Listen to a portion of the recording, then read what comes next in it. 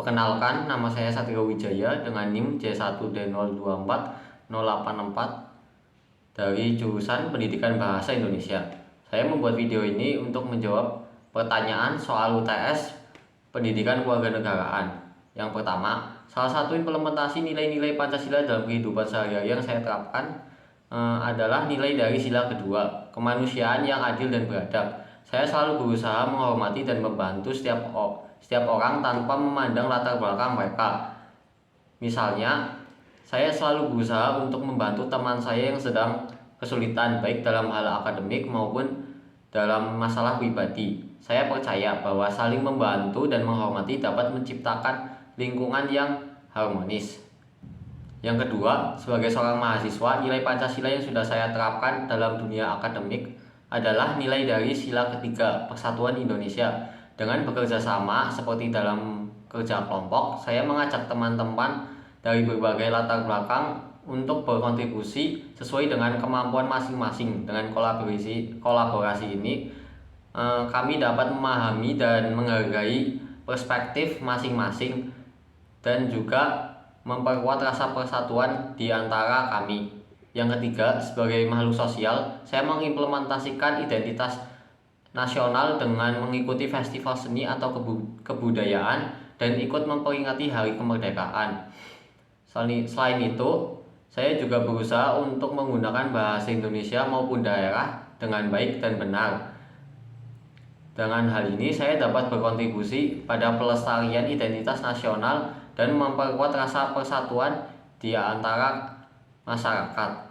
Yang keempat, negara Indonesia menerapkan sistem yang membedakan antara negara dan konstitusi. Contoh real Indonesia sebagai sebuah konstitusi dapat dilihat dalam Undang-Undang Dasar 1945 yang mengatur berbagai aspek kehidupan berbangsa dan bernegara.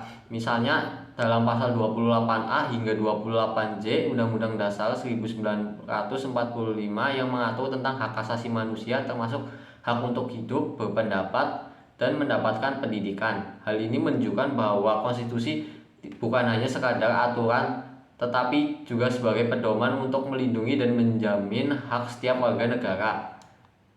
Yang kelima, sebagai seorang mahasiswa, contoh real hak dan kewajiban yang sudah saya lakukan dalam dunia akademik adalah saya memiliki hak untuk mendapatkan akses terhadap fasilitas pendidikan seperti perpustakaan yang saya gunakan untuk mencari referensi. Lalu kewajiban saya adalah menjaga etika akademik seperti selalu menghindari plagiarisme dan selalu memberikan kesempatan kepada semua anggota untuk berkontribusi dalam diskusi. Dengan cara ini saya dapat menciptakan lingkungan belajar yang positif. Yang keenam, Indonesia merupakan salah satu negara demokrasi. Contoh real cara berdemokrasi yang tidak menyalahi aturan adalah dengan mengikuti pemilihan umum secara aktif.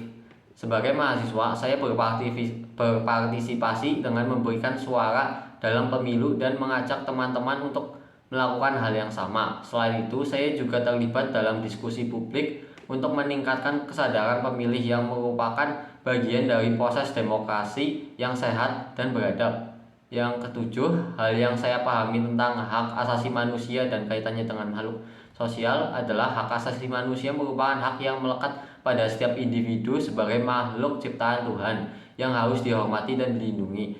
HAM mencakup hak untuk hidup, kebebasan berpendapat, pendidikan, dan perlindungan dari diskriminasi. Dalam konteks makhluk sosial, penghormatan terhadap HAM sangat penting untuk menciptakan masyarakat yang adil dan harmonis. Ketika setiap individu menghormati hak satu sama lain, maka hubungan sosial akan terjalin dengan baik dan konflik dapat diminimalisir. Dengan demikian, pemahaman dan penerapan HAM dapat menjadi kunci untuk membangun masyarakat yang damai dan harmonis.